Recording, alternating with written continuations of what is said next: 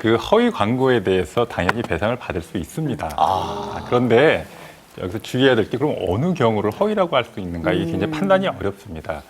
이 사안처럼 우리가 녹지가 80%라고 했는데 알고 보니까 묘지였다. 네. 이거는 제가 보기에는 허위가 아니라 완전히 사기입니다. 사기. 그래서 이런 경우는 매매계약 자체를 취소할 수 있고요. 만약에 그게 사기까지는 아니라 하더라도 인근 아파트 주변에 그 묘지가 있어서 이 아파트 가격이 하락하는 부분이 있는데 그 하락 부분을 감정해서 그만큼은 손해배상을 받으실 수가 있습니다.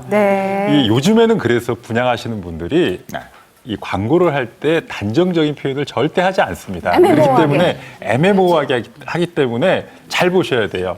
예를 들면은 뭐 전철역까지 실제 가보니까 한 15분 걸리는데 광고로 5분 정도 걸린다고 했다. 근데 이 정도만으로는 또 이게 허위 광고라고 보기가 매우 어렵습니다. 그렇기 때문에 실제로 여러분들이 이 분양 계약을 하실 때는 예를 들어서 공원이나 뭐 그런 것이 굉장히 본인이 사는 중요한 요소였다 하면 그런 걸 꼭 분양 계약서에 적어두시는 게 좋고요.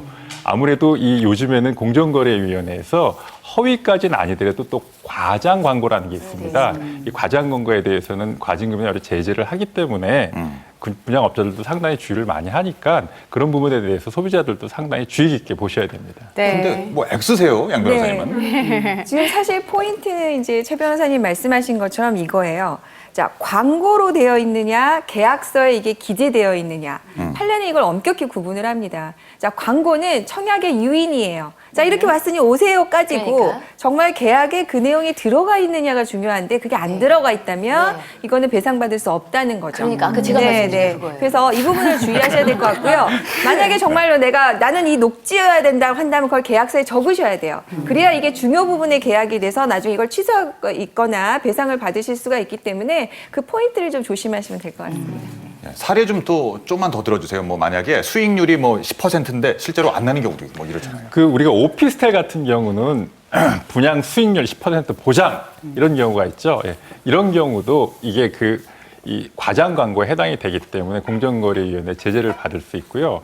그 다음에 이제 우리가 아파트 같은 경우 주변 환경을 중요시하는데 어떤 공공기관이 들어선다. 이렇게 귀가 솔깃해서 아파트를 사는 경우가 있는데 이런 공공기관 같은 경우는 실제로 예정은 되어 있었지만 나중에 그 공공기관의 사정으로 들어오지 못하는 경우가 있어요. 그런 경우 실제 못 들어왔다 하더라도 허위 광고가 아니라고 보고요. 또 지하철역 같은 경우는 근데 실제 예정되어 있지도 않은데 지하철역이 예정된 것처럼 광고를 하는 경우 이런 경우는 허위 광고라고 봅니다. KBS